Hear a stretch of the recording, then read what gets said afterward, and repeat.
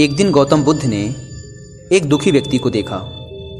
व्यक्ति बुद्ध के चरणों में गिरकर अपने दुख दूर करने का उपाय जानना चाहता था। गौतम बुद्ध ने उस व्यक्ति को अपने पास बिठाया और बोले, तुम व्यर्थ में चिंतित हो रहे हो, सुख दुख हमेशा नहीं रहते। मैं तुम्हें एक कथा सुनाता हूँ, ध्यान से सुनो। किसी नगर में एक सेठ रहता था।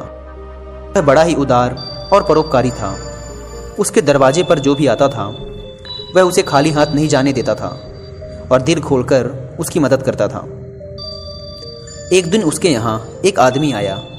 उसके हाथ में एक पर्चा था जिसे वह बेचना चाहता था। उसके पर्चे पर लिखा था, सदा ना रहे। इस पर्चे को कौन खरीदता, लेकिन सेठ ने उसे तत्काल खरीद लिया और अपनी पगड़ी के एक छोर में बांध लिया। नगर के कुछ लोग सेठ से ईर्ष्या करते थे। उन्होंने एक दिन राजा के पास जाकर उसकी शिकायत की, जिससे राजा ने सेठ को पकड़वाकर जेल में डलवा दिया। जेल में काफ़ी दिन निकल गए।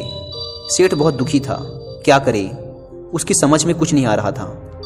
एक दिन अकस्मात सेठ का हाथ पगड़ी की गांठ पर पड़ गया। उसने गांठ को खोलकर पर्चा निकाला और उसे पढ़ा। पढ़ते ही उसकी आंखें खुल गई। उसने मन ही मन कहा, अरे तो दुख की बात क्या है। जब सुख के दिन सदा ना रहे तो दुख के दिन भी सदा ना रहेंगे। इस विचार के आते ही वह जोर से हंस पड़ा और बहुत देर तक हंसता रहा। जब चौकीदार ने उसकी हंसी सुनी तो उसे लगा सेठ मारे दुख के पागल हो गया है। उसने राजा को खबर दी। राजा आया और उसने सेठ से पूछा, क्या बात है। सेठ ने राजा को सारी बात बता दी। उसने कहा, राजन, आदमी दुखी क्यों होता है। सुख दुख के दिन तो सदा बदलते रहते हैं। सुख और दुख तो जीवन के दो पहलू हैं। यदि आज सुख है तो हो सकता है कल हमें दुख का मुंह भी देखना पड़े।